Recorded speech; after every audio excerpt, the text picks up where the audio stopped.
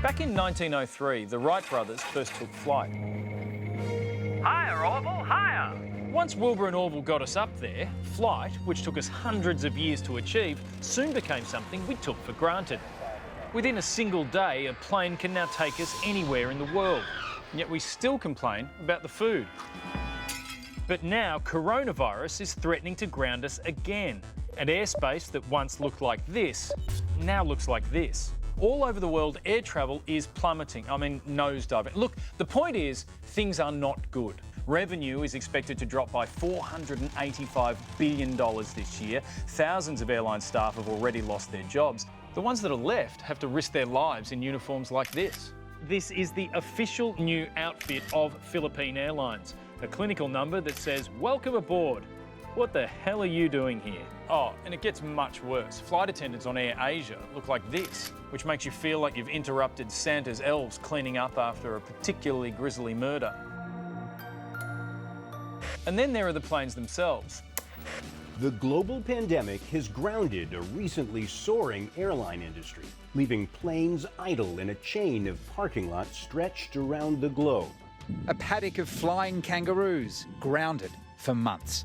A perfect formation of Jetstar Dreamliners represents the nightmare the airline industry faces.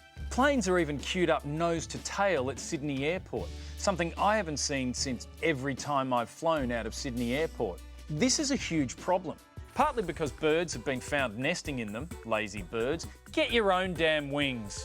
But also because there just isn't enough room at airports to store them all, which means remote airstrips in the desert are being turned into giant plane parking lots. The airlines all over the world are searching for places to park their grounded fleets.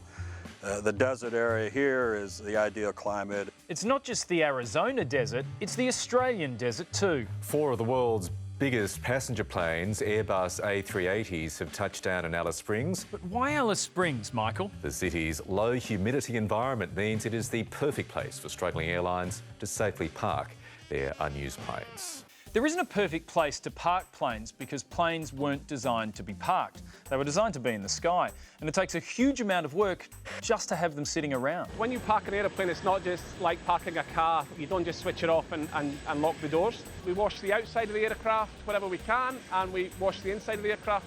Things like towing the aircraft slightly to rotate the wheels so you don't get flat spots on the tyres.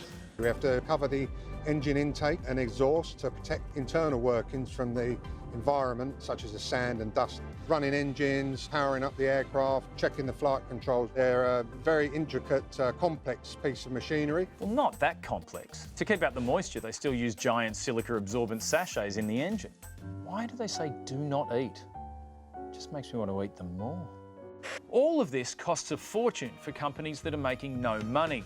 And the longer these planes stay grounded, the less likely it is that many will ever fly again. But even if you can get the planes back in the air, you still have to convince passengers to get back on them. Modelling shows that when someone coughs on an aeroplane, the droplets spray out all over the cabin like a packet of in-flight peanuts. Gross.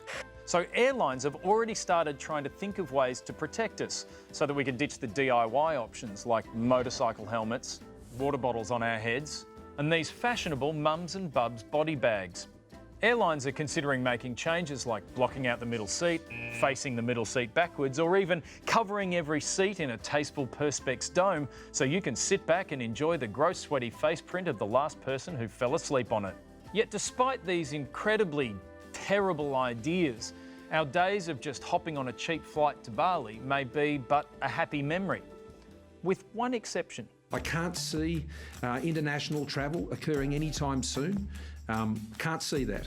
The only exception to that, as I've flagged, is potentially with New Zealand. Well, at least we can go to New Zealand. And Kiwis, look out for our new tourism slogan. Australia, where the bloody hell else are you going to go?